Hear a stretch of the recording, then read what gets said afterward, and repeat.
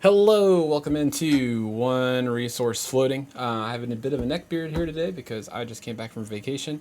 Huzzah, yay. But yeah, 86 here. And this guy in the hat that we have joining us, can you introduce yourself? I'm Ogar. That's it. All right. And we have this guy in not a hat joining us today. What would your name be? So no hat. My name is Jimmy. I am a part of Team Kitchen Fable, Flesh and Blood player. Jimmy's a big deal. Jimmy's I'm Big okay. Deal. All right, and today we're going to be talking. You might notice that we have nationals coming up, and then worlds after that, and some other things. Or maybe you're just starting out and want to figure out where you go from where you're at. So today we have this fun conversation about refining or fine tuning your deck. So this is that chat. Woohoo! We made it. We did the first 10 seconds of it. All right, we're done. Just kidding. So we're talking at the very basics, and we'll get larger. The first thing I always say is you need to have a hero to refine a deck, right? And you kind of want to identify the goal of your deck, your hero, and you. So one example of this, I started off. My first box was Viserai, or sorry, I pulled an Arcanite Shard out of a Crucible of War. So I made a Viserai. One of the first heroes I made. I'd like to say I started off just really gun ho on Lexi, but she didn't come out. And then when I bought the Blitz deck, I went there. But Viserai was like the first deck I like constructed, and I was like, I got this Fable card, so I'm really cool. One thing I noticed is I am a player who likes to play every card in my hand. So if I get non-attack actions, attack actions, etc., I will play all I can. What that does is it throws off my ratios for non-attacks and attacks. So later in the game, when I have like that Sonata turn, that would be kind of detrimental because it'd be like, Sonata for 15. And I got like 15 attacks. So that would be unfortunate. So what do? Do you play more non-attacks in your Viscerai due to that? I decided in that scenario, I was still kind of figuring out what I want to do, but I didn't feel like that was a hero that engine for that hero was not something that was conducive to my playstyle. Oh, I see. I did end up falling in love with Lexi, and I kind of play her as my main hero, but I kind of needed to understand, and this is one thing before I really got a deck together, where I was, what I needed to do, what my deck engine wanted me to do, and what the hero wanted me to do. Did you guys have any issues like starting off like maybe you felt you were different or the same from your decks? So my biggest thing when I started the game was one thing that I know about myself every time I go into a new card game is I am an aggressive player. I like playing aggressive decks no matter what game I'm playing. That's just my personal preference and my play style. And so when I first found out about Flesh and Blood and I was looking at the characters, I wanted to pick one that I thought would be aggressive. And I had a hard time, when I was like saying, what should I play, asking players who knew a little bit more.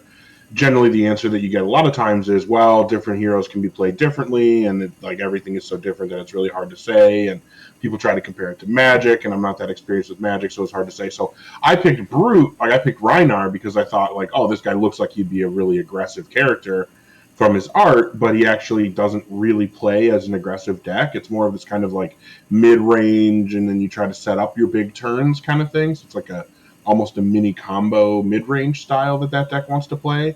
And then the same thing. I went to Levia because I already had a lot of the brute cards, and because her art looked really cool. And again, like she just isn't able to be successful being played the way that I want to play. So a lot of times, like you have to know like what is the thing that's most important to you. And for me, to have fun playing a card game, I know I'm going to want to play an aggressive character. So as much as I want to have art that I want to play cards with art that I think is cool, and I want to have those types of things as a consideration. I know that my number one priority is I need to pick something that is going to be able to be played aggressively, so that I'm actually going to enjoy the deck.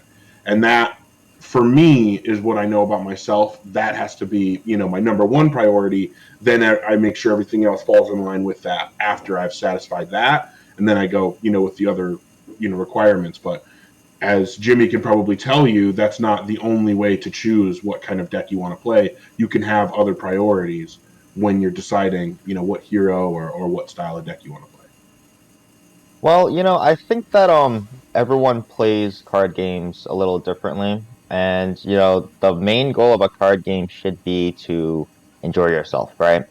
Like it's a hobby, it's not work. Don't make it. Why would you want to go come home from work and then not have fun doing your hobby, right? If it's just more work, it's not fun. So I mean, so Ogar, your style of what deck do I want to play? It's very valid. You gotta enjoy yourself when you do these hobbies. So like how I pilot build my decks, it's actually kind of different from how you guys do it because I actually start with the hero. Like I have to really I have to play my favorite. I play my favorite hero. It was Bolton for over a year. Fi came out right here. You guys can their heads are kind of cut off there, but Fi came out and I found him to be just about as cool. So I'm giving him a try this meta. But so I start with the hero and like my playstyle between like aggro, mid range, and kind of in between that area, I'm okay playing either or. So I start with the hero and knowing me, I probably wouldn't fall for a control hero anyways, but I'm not too much of a control player. But I start with a hero. I find out what's the best way to kind of play their style of play. Like for Bolton, Raiden, for example, like you could play aggro, and aggro does win some games. However, there are some games where you just need to be kind of mid range. And I learned that about my hero, and I played my hero in the most effective way that it can be played, and I go from there. So I pick a hero, and I learn how he works. I try to pilot him the best as I can in the best that he wants to be played, and then then I start thinking about my matchups. I start adjusting for my matchups. Yeah, and that's actually what I really wanted to highlight, like as part of this conversation, is when we're talking about this basic concept of picking a deck. Exactly like Jimmy just said, like the way that I look at it is valid. The way that he looks at it is valid. And anyone else coming into a game that has a different set of priorities for choosing what kind of deck they want to play, that's also 100% valid. And please don't let anyone tell you that it's not. You can choose the deck that you want to play for whatever reason. You just like controlling and denying your opponents. Cool. Find the deck that does that. You want, you're into a certain aesthetic. You're into dragons. Awesome.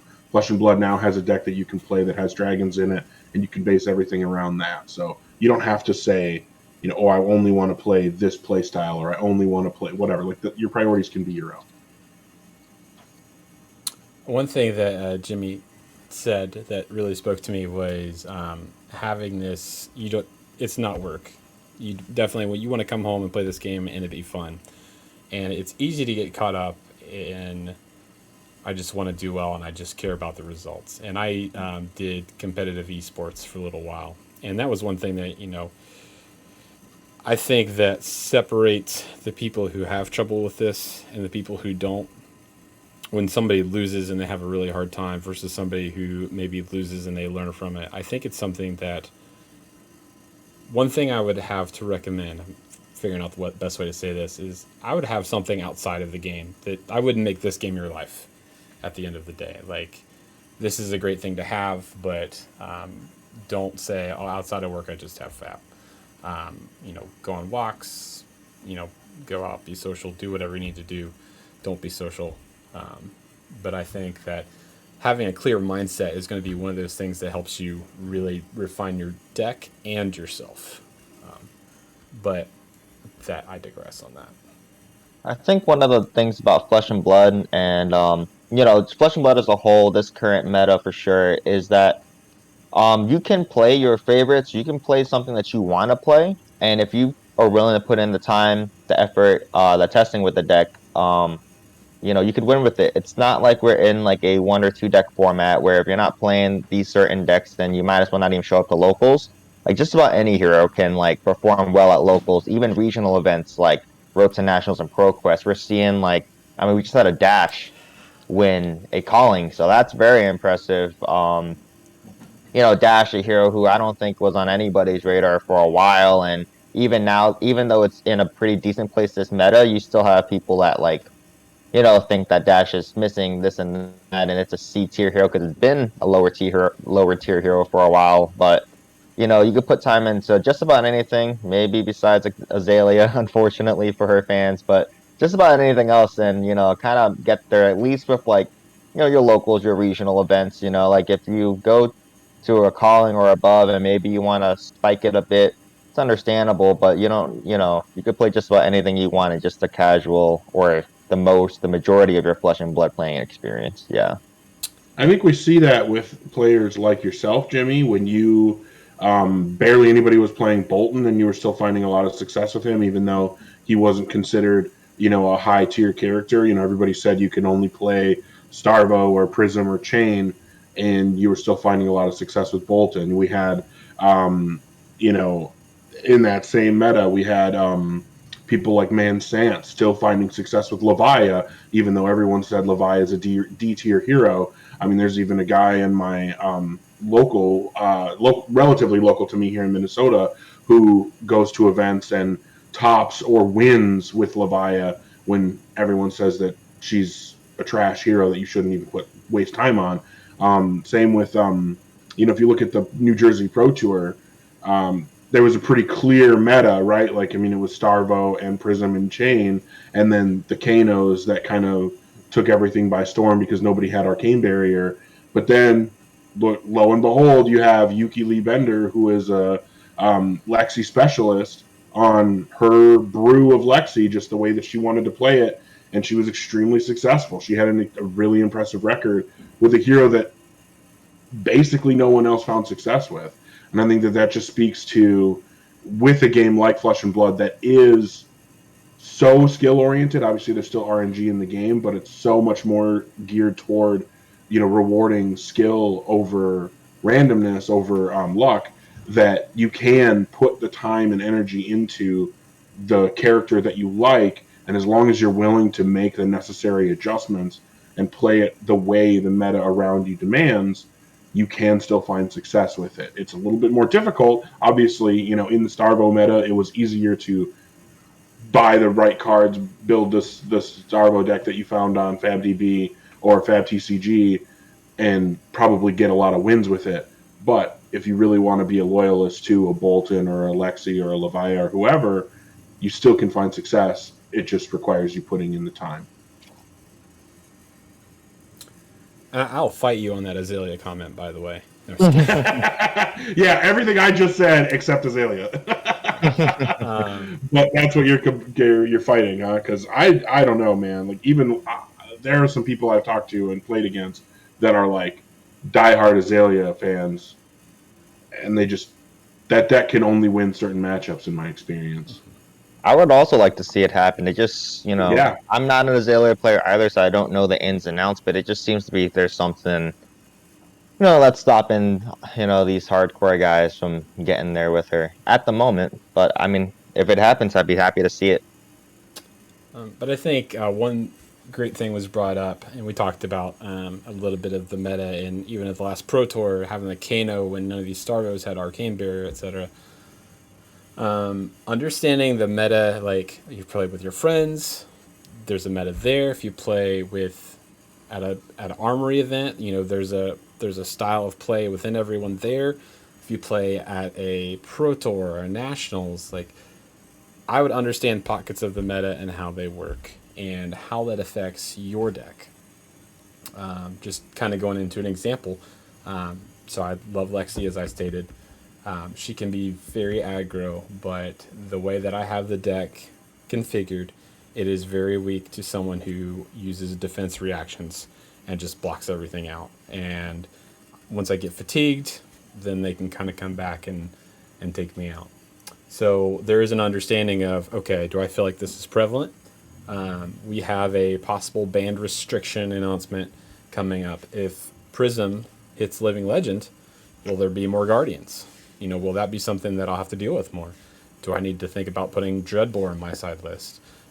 Is Heart of Ice going to be sufficient to stop someone from playing defense reactions along with maybe frostbites.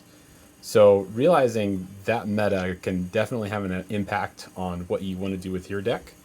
And it kind of also goes into having a goal with a deck, having a goal with a hero, and realizing what your end game is, your win condition. Yeah, I mean, you could genuinely just say your goal with the game, your version of getting everything you want out of it, your version of winning is spending some time with people that you like being around and playing some games. In that case, literally build whatever deck you want. You don't even have to look at ban and restricted cards or lists. You don't have to care about anything. If it's kitchen table, you and your buddies are going to get together, awesome. Play any card you want.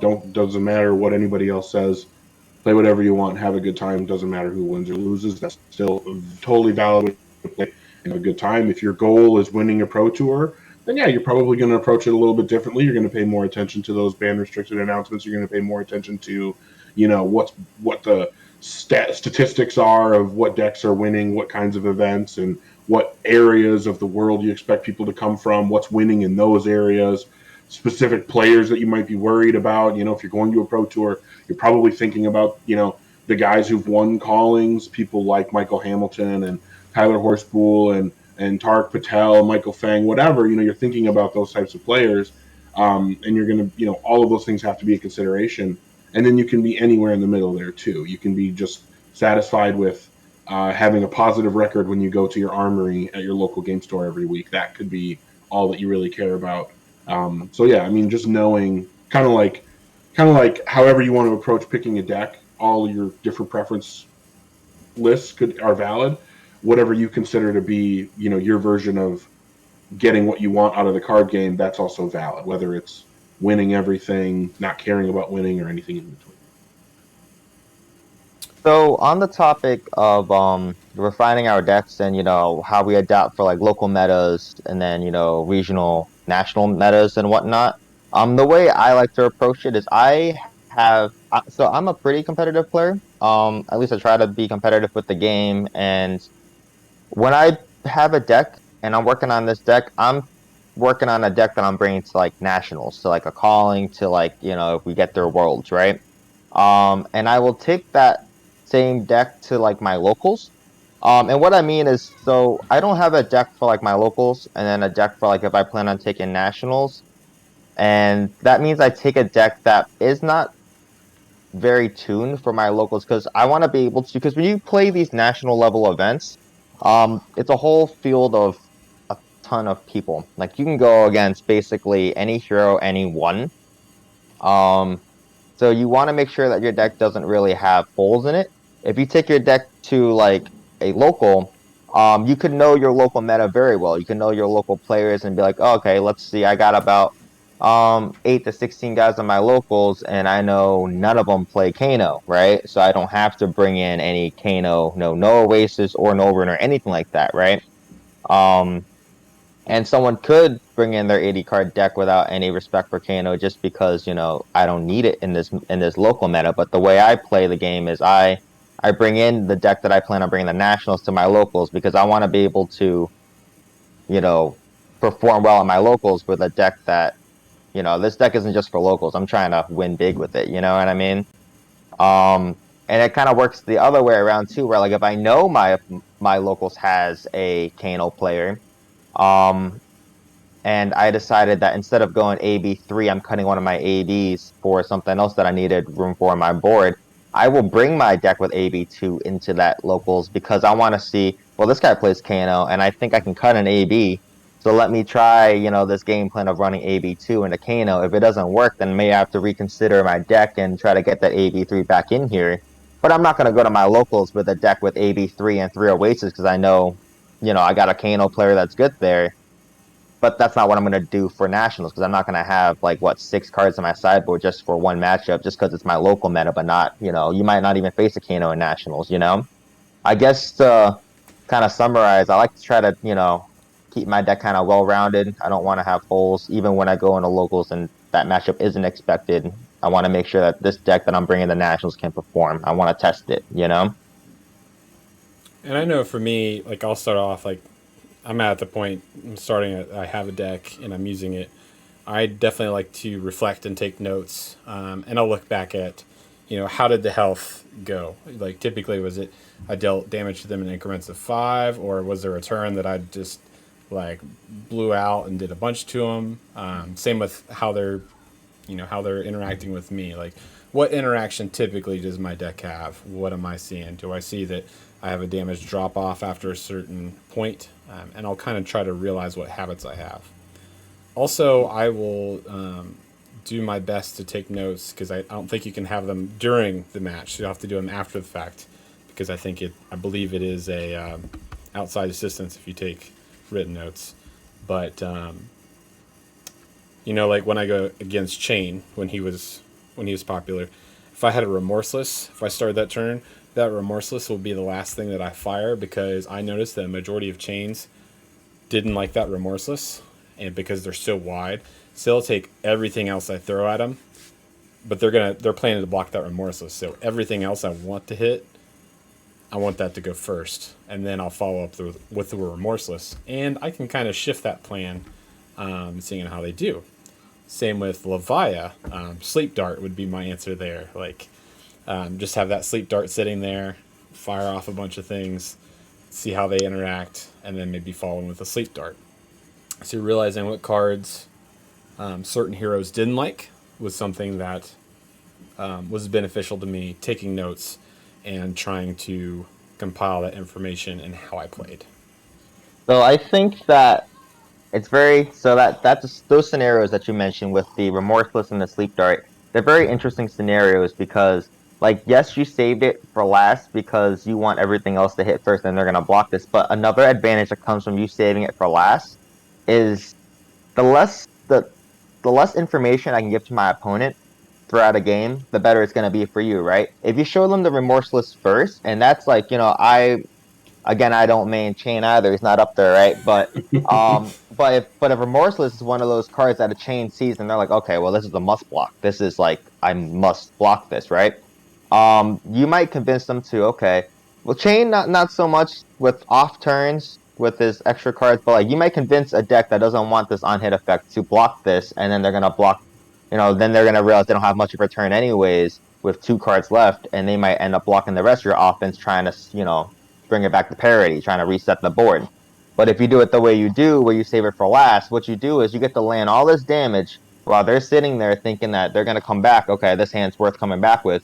And then you end with the on-hit effect. That's like that they decided they must block. Now they just took all that damage, and they have to decide whether they're going to be kind of more all in on this, take this Remorseless, let Remorseless probably be like a 1 for like 8 or 10 or whatever ridiculous number it can get to when you're playing against a go wide deck, right? But even if they decide to block it out, then they took all that damage previously. They might be left with 2 cards in hand. And they might just consider, wow, that kind of was not worth it. I took 15 damage to kind of come back with 6, 8. I think that this is actually like, I don't know that this is necessarily the road we want to go down, but this is something that I find super, super interesting and why I loved playing Dorinthia as much as I did. There are so many levels of mind games that you can play with your opponent based on what information they know and what information you've kept hidden. A couple of examples that I'll use. The first is Belittle. If I play a Belittle and I reveal an attack to it so that I can go get a Minnowism, depending on how my turn is going to sequence, that attack that I reveal to the Belittle is probably going to be the next attack I play. Because now you know about that Minnowism, but I've reduced the amount of hidden information that's known, right? Like, 2 cards in my hand after I play that Belittle and get the Minnowism. Now I play one of the ones now you only know 1 card in my hand, and you know that I'm probably just pitching it in like 5 or something like that. I'm probably pitching that Minnowism. So really that's not giving you a lot of information other than I'm swinging a weapon that I'm going to have to pay for. And then I'm able to then, if I have another card in hand, another card in arsenal, whatever, you still have to spend, these next couple of attacks going, what's coming after this? I don't know what's happening. I don't know what else to expect. Whereas if I show you a card with Belittle and then I leave that to be the last card in my hand after I play everything else out, you're going to say, oh, well, I know the last card in your hand. And I know that it's not something threatening to me, so I don't even have to worry about it.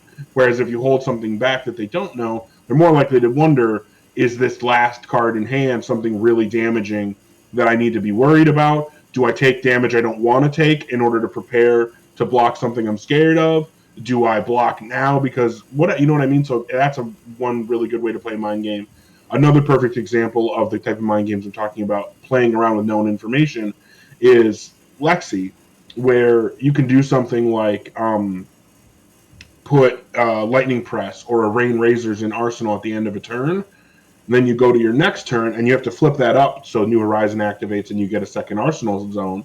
You flip that card up, and now your opponent's immediately thinking, oh, this is a buff, a Rain Razors or a Lightning Press. And now the next attack or two that you play, they're playing around that buff being played onto that attack. And they might overblock in order to try to prevent it. But you can go an entire turn or two not even playing that card out of your arsenal, forcing them to play around a card that you have no intention of playing, and it forces them to make really uncomfortable bad decisions. And then once they get sick of playing around a card and watching you not play it after they've so delicately stepped around it, they'll stop playing around it, then you play it.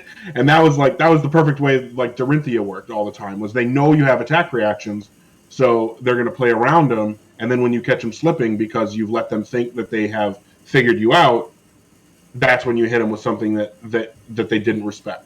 So I think that's like one of the really important pieces of knowing what's in your deck is also knowing what your opponent thinks is in your deck. And I think Dorinthia is actually a really good hero to that too, that we could talk about. Refine the deck is definitely a piece of it, but just refining yourself and how you utilize the deck or how you pilot the deck. Coming in with the Dorinthia, like I expect that most of her reactions have reprise. So you can come in and say, I play defense reactions.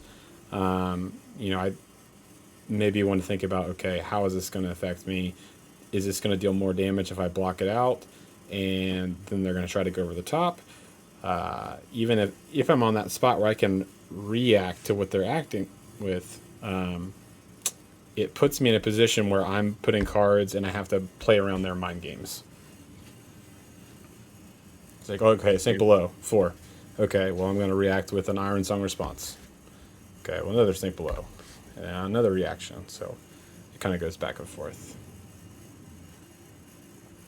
I think that's a huge part of trying to play competitively, is understanding the best use case for your card. Something that I personally am struggling with and I'm trying to get better at is,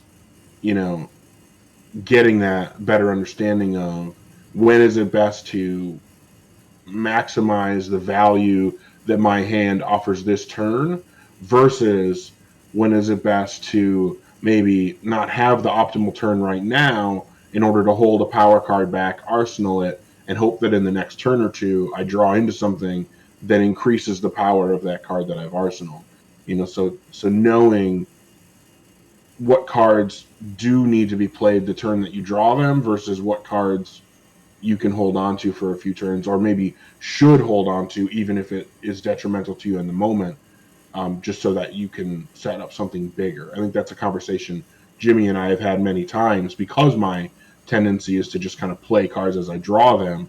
And so we've talked a lot about, understanding that maybe playing a little bit slower and setting up for a couple turns down the road can lead to a better chance of winning than just saying, well, I can do 4 damage with this card right now, so I'm going to play it. Unless you're playing against Fi. No, I'm just kidding. That's set up. I'm just kidding. Then Fi just has every card that he needs and he just runs you over. What are some things that you guys also might do that kind of the check, like, what cards are kind of furthering this? How do you want to refine? How do you identify what you want to refine? What you want to do?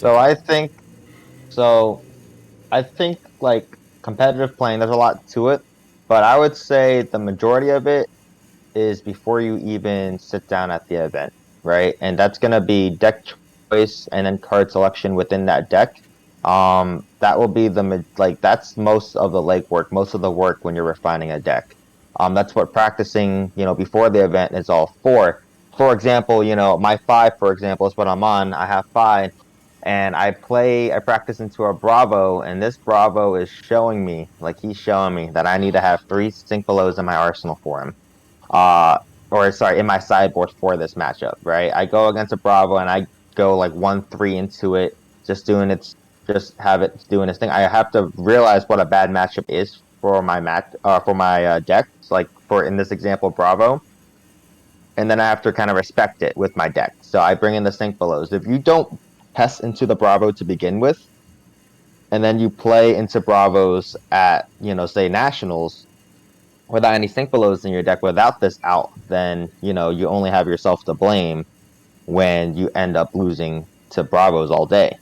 But if you have to have the answer in your deck first before you can even start thinking about how am I going to pilot this perfect and win this matchup, right? So how I like to take it is I like to it's different. Unfortunately, the answer is not simple and like I can try to make it as concise as I can, but it's not like a one size fits all. Like for example, Fi is an aggro deck, and he kind of like Fi is a little easier to work with because he kind of does his thing, and then my opponent is trying to not let me do my thing, so they can kind of beat me, right? I know that's a weird way to put it, but like in contradiction, Raiden Bolton is not so much a hero that sets the pace that like kind of makes the opponent plays his game. Unfortunately, he's a little too slow for that, and the power level on his cards aren't quite there, except for his go off turns. So he's kind of more of a reactive hero. So with Bolton, it's a little different. It's a little more goes into it because with Fi, you're kind of like, here's my main, here's what I'm trying to do. What decks are kind of giving me issues from doing that? Like, what are they doing that's making it hard for me to do that? Bravo is giving me these crush effects, that's dominate. It makes it hard to do my thing. Well, if I bring in my sinks and I use my armor well, I can kind of combat that, right? Lexi is doing a lot of this ice stuff. It's making it real tough. Bravo, Lexi, Viscera, these are like the tougher matches for me right now. That's what I'm using all my time on when I'm refining this deck. And I kind of, you kind of have to wonder what you're doing here. Like for example, for Alexi, I tried it with no Art of Force because I'm like, okay, well, I don't really want to be stuck with a non-block against Lexi because they could just give me a ton of frostbites end my turn, and I don't want to be stuck with this dead card, right?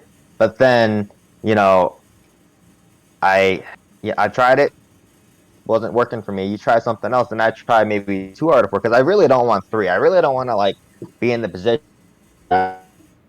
He's giving me a bunch of on hit effects that tell me I don't have a turn, like Chilling Ice Veins, Frostlock that tell me I don't have a turn, and I have two Art of Wars in my hand, and I'm like, what do you even want me to do with this? I can't even get it into Arsenal. He gave me way too many Frostbites to even play out the card I had in Arsenal, there's a lot that goes into it, but then you realize, what this card can do for you. You just have to kind of like, a lot of it is just in like the prep, right? In your deck. Like you have to have the answer in your deck to be able to pilot the answer well. And to have the answer in your deck, you have to find out what your deck needs answers to. Right? Like if you don't know that you have a hard time in a Viscera, you don't know that you have to even work on, what your deck can do versus Viscera. Yeah, I think that it's all about testing and how you respond to the results of your testing. And then the other thing I think too, that I've seen a lot from you, Jimmy, especially this is something that I noticed about you when I was first getting to know you, was, and I don't think a lot of people do this, but it's one thing to say, oh, I had a really tough matchup and I lost. What can I learn from that so that I can win next time? But I think if you really want to maximize the value of the testing that you're able to get in, is to say, okay, I had a game where I won, but there were things I maybe could have done better. There were moments where I was unsure of what was going on or what to expect from the game. And then you can have a conversation with your opponent as long as they're willing and say like, hey, when this thing happened in the game, what was going on? What were you thinking? Because I couldn't read what was happening, or why did you play that card? Because I don't normally see people play that card, or whatever the case is. Just because you win a game in testing doesn't mean there's nothing to learn from that game. I You know, also and think, yeah, I agree with you, Ogre. I also think that so much you can learn so much from other people too. That I think there's only so much you can do on your own. You could be one of the better players in the game, one of the best players, and I still think that you gain a lot from just talking to other people, your opponents who you played against, and other players. Like in my example, like when I was on Bolton, talking to other Bolton players, even though maybe I'm one of the guys having one of the most success with Bolton, you still need you can't let that get in your head and let you think that you know it all. You don't know it all. You only know what you know, but you don't know what everyone else knows. And you're only going to know what everyone else knows if you ask them, right? Like, I'm not saying they always have gold. I'm not saying that they never have gold, but you can learn something from asking other people, just different perspectives.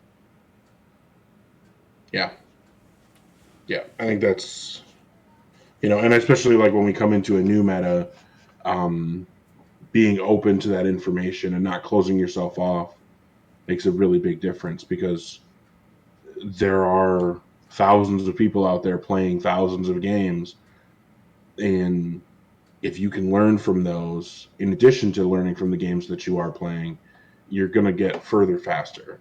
We're all standing on the shoulders of giants, right? Like, yeah, you might have an original idea for your deck, and that's great, but that doesn't mean that you can't learn from everyone else who's playing the deck differently than you.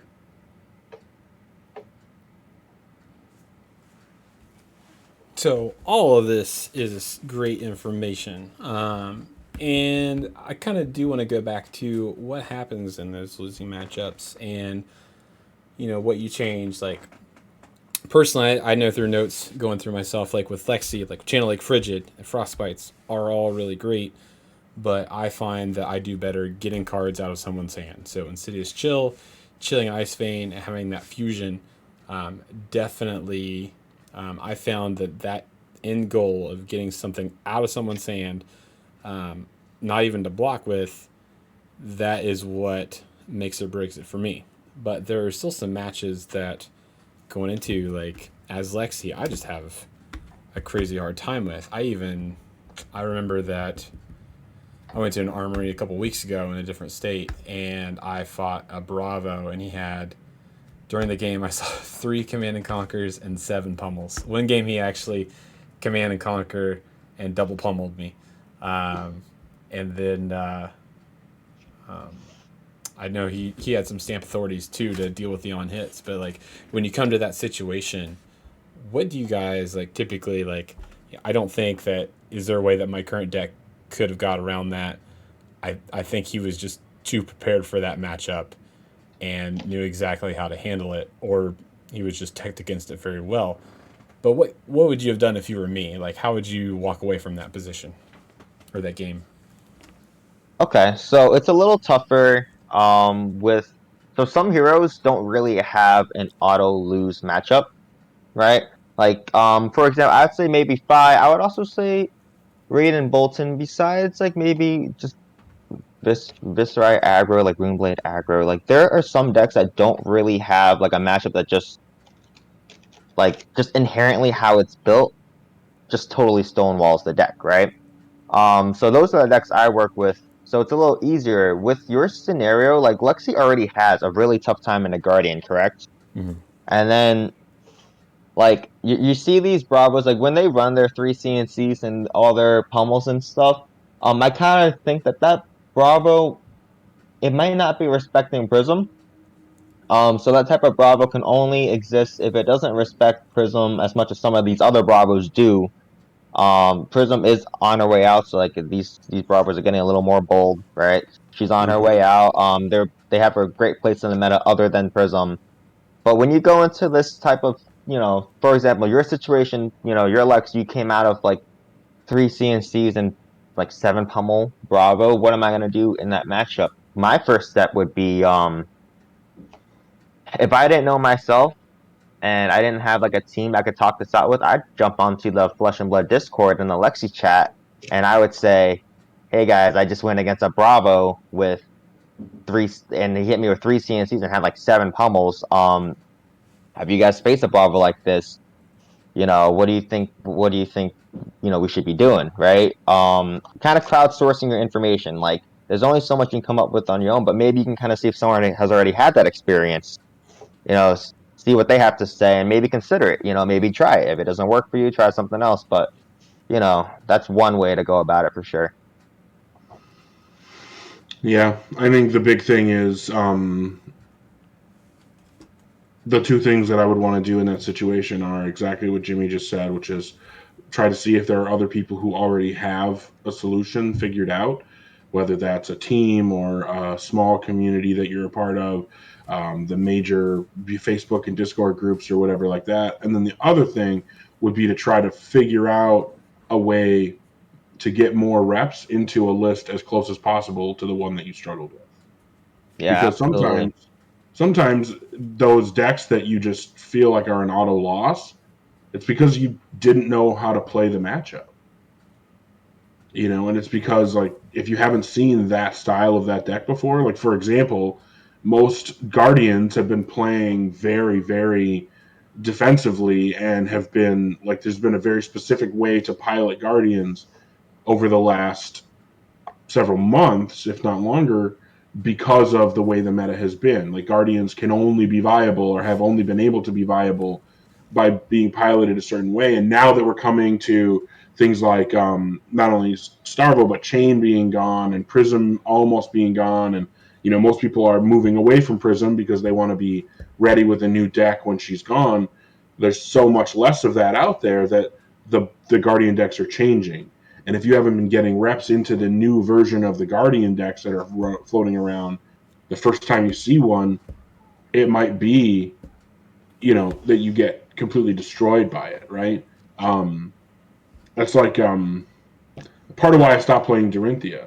One of the things I figured out was it was really easy on Dorinthia to beat a new player because they would never know what to do, right? Like when the first couple times you play against Dorinthia, you're just like, what even happened?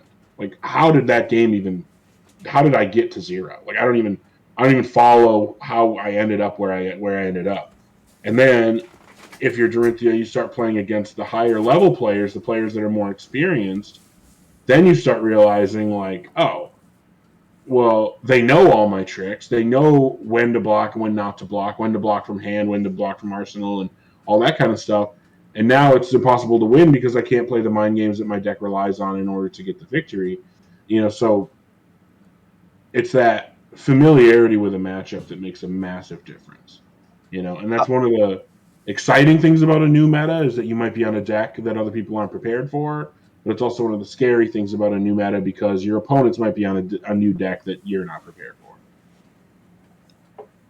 However, this doesn't happen too much in Flesh and Blood, but there are also cases of, like, let's say, like Prism LLs and this type of Bravo, the 3 CNCs, all these pummels is more, it's just more common, right? Like, there's more people on it. Um, you kind of you could find yourself in a situation like Dawnblade Dorinthia, where it is a really good deck, but you haven't seen it so much in the meta just because Prism checks it so hard, right? If Lexi doesn't have any tools for the Guardian matchup, enough tools for a Guardian matchup, and it's that bad, unfortunately, there are some times when you might have to even switch decks just based on how the meta is, right? Yeah. Sometimes you I don't mean, want to be too married to a deck. Sometimes you just got to play Viserai, Jimmy. Us Ranger players, though, I will say, are very dedicated to Lexi and Azalea. So even in times of distress, we will stay strong.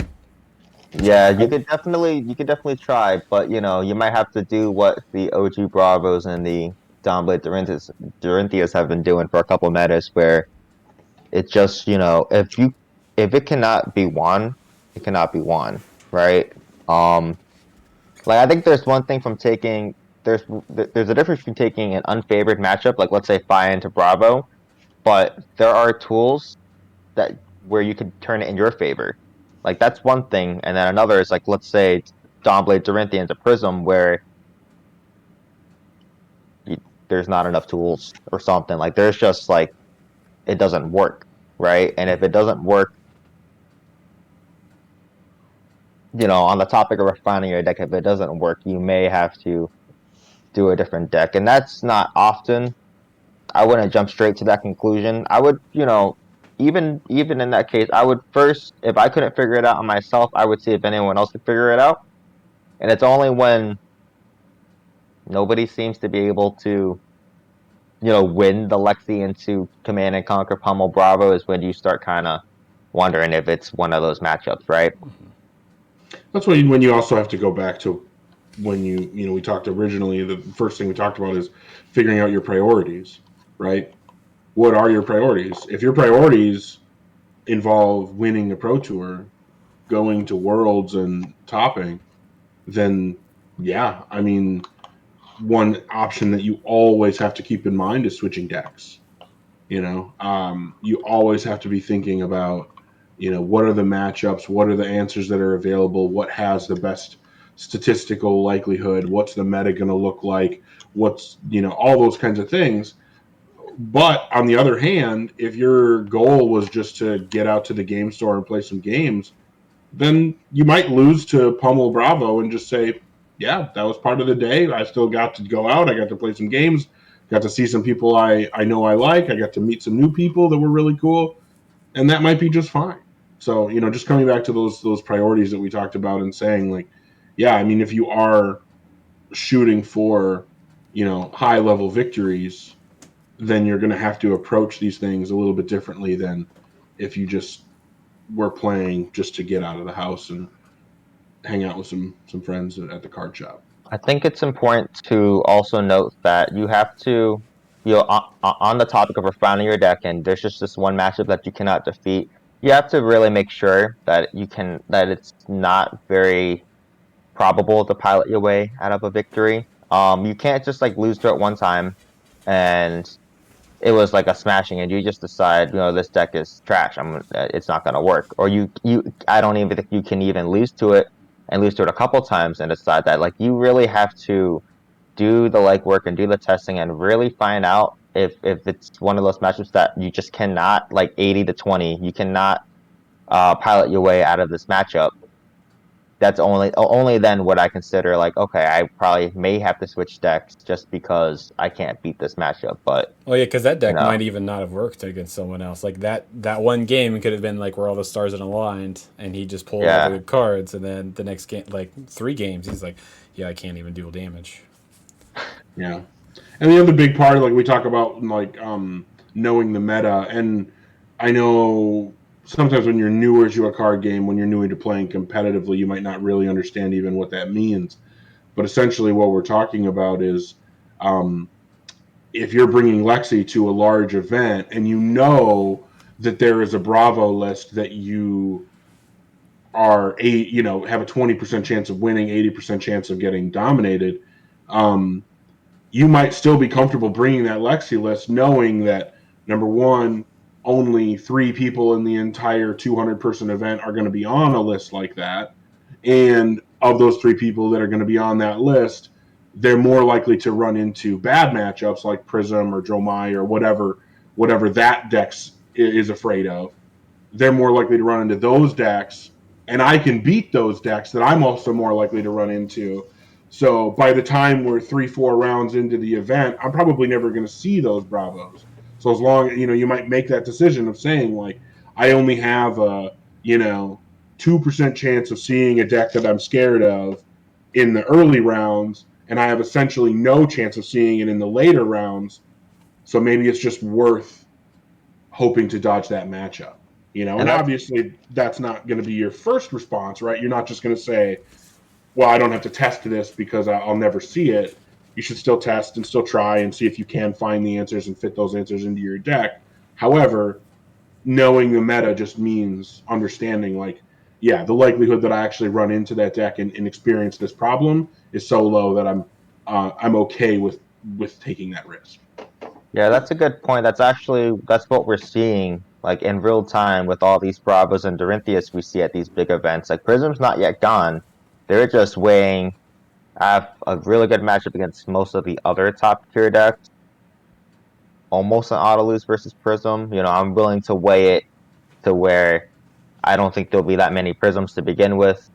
And this, you know, this is it's worth the risk, right? Like, you know, sometimes you could try to mitigate as many risks as you can, but sometimes the best way to win and win out is to accept a bigger risk for a bigger payoff, right? There's just so much that goes into refining a deck. It's it's immense, right? There's so many things to think about, so many things to work on.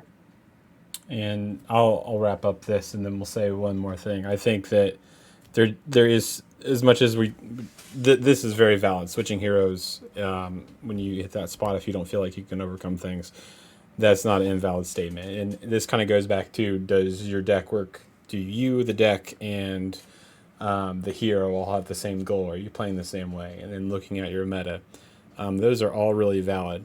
There's also, I will say something, speaking for patience, that I've been on Lexi for a while, and I did okay, especially when Briar got a nerf, and then Everfest happened, and during Everfest, like that was, there were several heroes that it ended up being a slog against.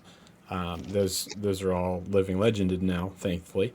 But because of that, when Yuki had her Pro Tour run, and now that those heroes have hit Living Legend, those players are off trying to find and scramble toward a new hero and trying to build a new deck. Whereas I'm on something that, I'm rehearsed, I'm comfortable with. So right now, it's a good spot in the meta, and I think that I'm probably doing better because I've rehearsed through that point. So realize, like, when you're going to take wins, when you're going to take losses, but also, like, refining a deck, there's no substitute for experience with the deck. Absolutely. If you just come in, even if it's the best deck in the world and it's your first day with it, you're not going to do as well as someone who's piloted a deck that's maybe even inferior, that's been on that deck for ages. Yeah. Going into that, the last thing, we'll kind of wrap up with this. Now that you have all this information, how do you guys look at, we've talked about like what doesn't work and maybe matchups and substituting, but do you guys have any specific things, like maybe you have a deck and you really want, like, what card should I put into this? What does or doesn't work to place in? How do you decide that? I So think it's just trial and error. So when it comes to playing a deck and piloting it well, the very first thing that you need to do is you need to understand your deck. You need to understand your deck well, you need to understand what it does, and you kind of need to know, what every card in the deck is. Like, you have to know the cards. Like, I'm not just saying, like, you pull the card, you can read the card. No, I mean, like, I know I have, for example, one Phoenix Flame left in my deck, and or maybe another example. How about I have 3 Flame Call Awakenings left in my deck, but all 3 of my Phoenix Flames in my yard. Maybe I might want to pitch one because I know I have 3 copies of Flame Calls that's gonna get more value out of searching that flame. Like the very first thing you need to know is what your deck can do, the cards in it, and then after that, the very next thing you should do is you kind of have to learn what everyone else is doing. First, you learn what you're doing, then you learn what everyone else is doing, right? Like, what does Viscerai do to win? What does Bolton do to win? And then, when you got that down, when you kind of know what everyone is doing, then you can start piloting into matchups, right? And then, how I build my board, how I decide what cards come into my board, um, it comes from what is giving me issues, right? Like, what is giving me issues? So what could take this victory away from me? How do what card can I put on my board to make that matchup better, right? And that's kind of like, that's one way to work the cards that go in your deck, because like when you play a deck that's meta viable, like Fi, that's the route. It's a little easier. When you play a deck that's a little meta unviable, like let's say Raid and Bolton, right? Like if you play a deck that doesn't control the pace, at that point, your card selection comes from, again, it still always comes down to like, this beats me, how can I have it not beat me? What can I do? What can I put in my deck to make it not defeat me, right? But it's not just that with these meta unviable decks. You also have to like know how they like. For example, when I play against Rhino, I bring in my sinks. Why do I bring in my sinks? Rhino doesn't have on hit effects. I bring in my sinks because he intimidates, and he plays this card called Barrage and Beatdown, where if you don't block with 2 or more cards, they get massive effect, right? I bring in my sinks so I can stick it in my arsenal, and that way, when they intimidate 3 cards, thinking that they got +5 damage, and they're swinging in for like 6, so they're swinging in for 11. I then block 2, sink below, and take 0. Right, so that comes from knowing what my opponent is doing. So you do a lot of that on Bolton, I go against Rhino, I play sinks because I know what he's gonna try to do. When you're a reactive deck, you have to know what your opponents are doing, and then you put cards in your board. Like I like cards to be multi-purpose in my board, like sink below, for example, on Bolton. Well, sink to find a charge card. If it was just Reinhardt that I need a sink for, I probably don't make room in my board for sink belows because I only have so much room. Reiner's not that bad of a matchup that I need to put 3 cards in here. But then when you bring them in for a different matchup, like let's say, well, I have a tough time versus Dawnblade Dorinthia, so I have sink belows on my list now. Now that I have them on my list, where else can they be useful? The Reiner matchup, right? The Bravo matchup now. Like you start thinking about this card is already in my list. What could I do with it other than the main reason I put it in my list, right? Yeah, I mean, I think like that's the biggest example that comes to my mind when I think about that concept is when we're putting the 6 power cards in our sideboard because Prism's a tough matchup, Mm-hmm. or that you're going to need to pop the Phantasm on Dromai's Dragons, or you'll never be able to deal with the board state that Dromai can present. You don't want to just go on FabDB, pull up your deck list, go to edit, and search 6 power cards and find the first 3 with the coolest art. You want to go through all of those cards that have 6 power or more and say which of these cards are not only going to be good in that matchup where I want them to, pop Phantasm, which ones are also going to provide me additional value. Like Jimmy said, having them be multi-purpose. Command and Conquer is a great option for a lot of times when you want a Phantasm popper in your sideboard, because then you not only can bring it in against the Illusionist that you want to block with it against, you can also bring it in against Lexi to threaten her arsenal. You can bring it in against Viserai, because Viserai tends to like to use arsenal to hold their Revel in Runebloods. You can bring it in if you happen to see a Bolton, because they're always going to have that Lumina that they throw in their arsenal, and they're going to sit on it and for a lot of the game until they find that perfect turn to play it. There's a lot of these decks where they like to hold on to their arsenal. So if you're putting a 6 power card in, that's why Command and Conquer tends to be the one to go to. Or if you know that you're going into an event with a meta where Command and Conquer may not provide the most value, and maybe something new like Erase Face is going to provide more value because of how it turns off some of Fi's turns, and how it turns off a lot of Viserai's abilities and those kinds of things. Like, that is the consideration that you have to make. So you need to think about, which is going to be more effective against the decks that you need it against. Because in terms of Dromai or Prism, there's literally no difference between Command and Conquer and Erase Face.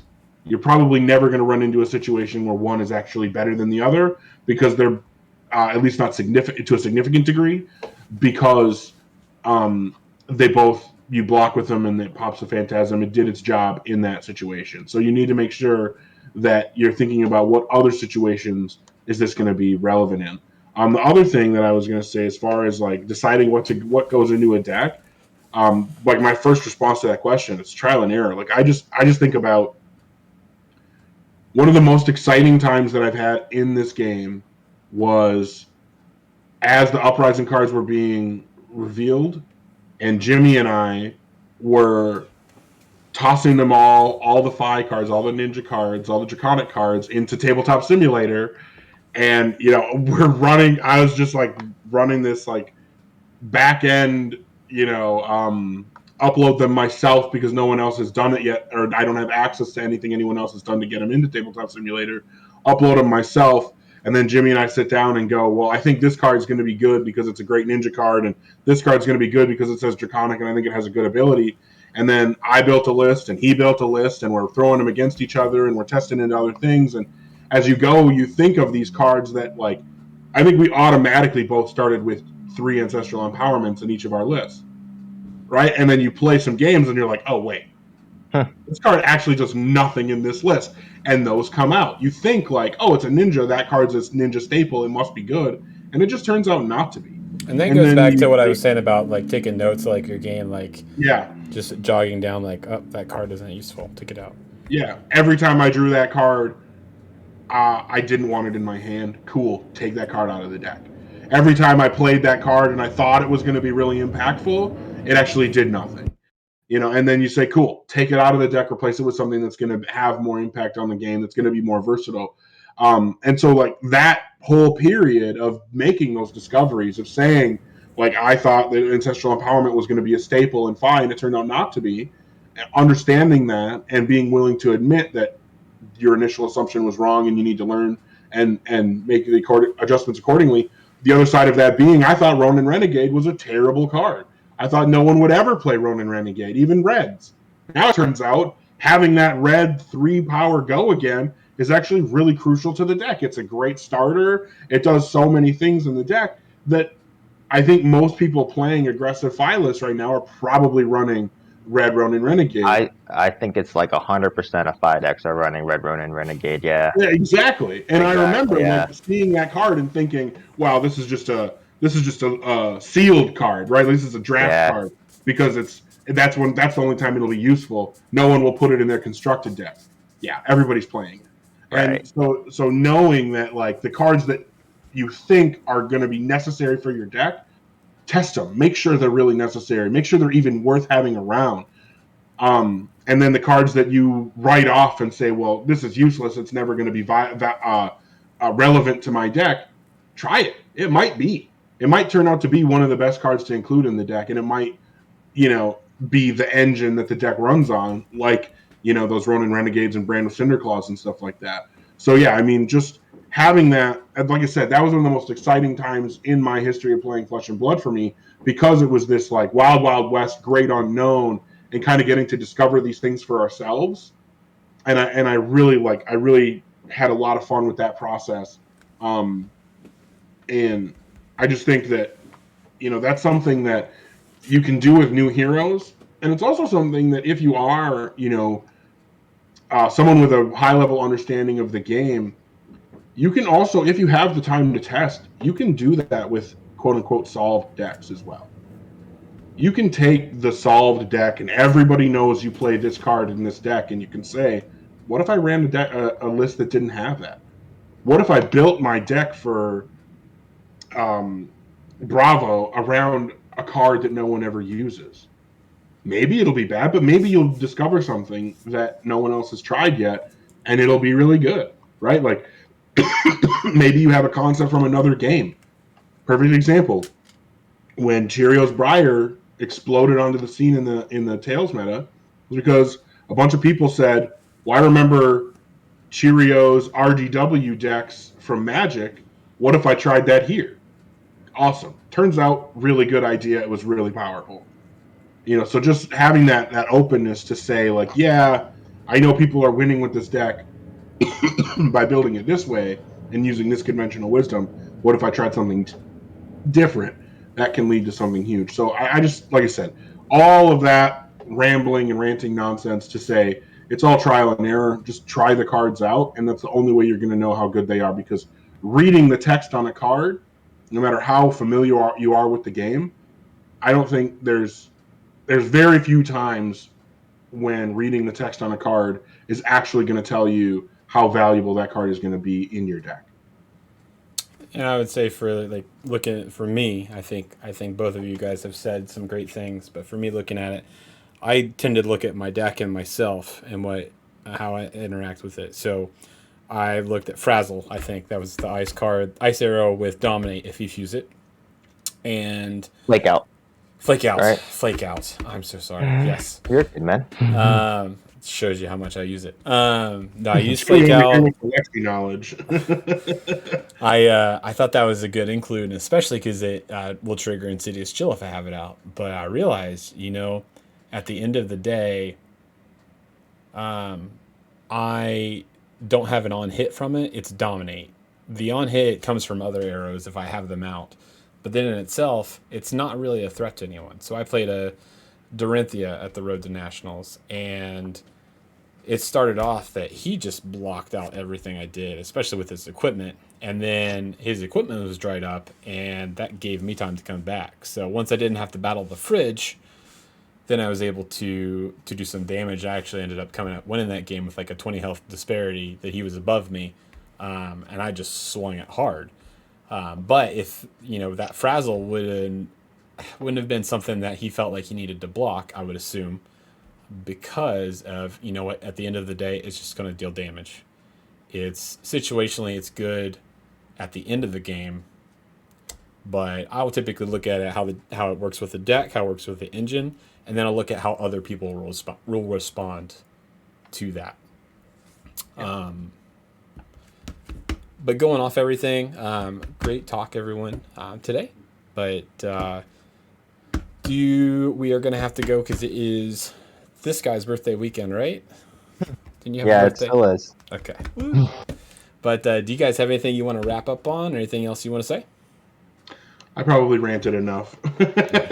No, I think it was all good information. I think key points, it's a lot of trial and error. It's a lot of, really get the practice in, because that's the majority of what it is. And I think like the biggest thing that I want people to know is like, it's not the type of game where, oh, my deck's not meta, let me not play it. Dash just won a calling, right? Like if you put time into your deck and kind of figure it out, you can go kind of far with it, I would say. And I think that key phrase is definitely time. Like, and it goes into show like triggers, like fatigue shot. I have times where that is hit, and like when I first put it in, then it goes to the next turn. I completely didn't call my opponent out. That was the difference of me winning and losing a game once, is that fatigue shot that I forgot. And just those instances definitely remind me of, okay, I screwed up here. This is what I need to do to be successful. How am I going to remember that this fatigue shot hit? Put that on top of my graveyard. Or ticking up Tunic. How many of us forget to tick up Tunic? That's just one thing, like just get in the habit of doing that. So reps and experience is going to be the key thing, I think. Absolutely. And willingness to try something new. I think that's huge. Not it's something I found, especially in my professional life, that I try to bring into, the games and other hobbies that I have, is when someone shows you how something is done and you ask them why it's done that way, and you get the answer because that's how it's always been done, that's when it's time to dig a bit deeper and see if there's, maybe another way to do it. Because all it's in is conventional wisdom a lot of times can be, you play this card because everybody plays this card, but just because that's what other people do, and even just because sometimes that's what high level players or winning players do, that doesn't necessarily always mean that it's the best. I have a couple hot takes of my own of cards that I think are overrated or underrated, and I think it's very important to be willing to explore, those evaluations of the cards that do or don't go into your deck. Cool. Well, that's us. Thanks for joining in. One resource floating, the 86, joined by Ogar and Jimmy Lee today. So, join our Discord. I'll have that in the comments. And have fun. Go play. All right. Tell us why Thanks for Azalea having is me, the man. best hero. There you go. All right. See ya.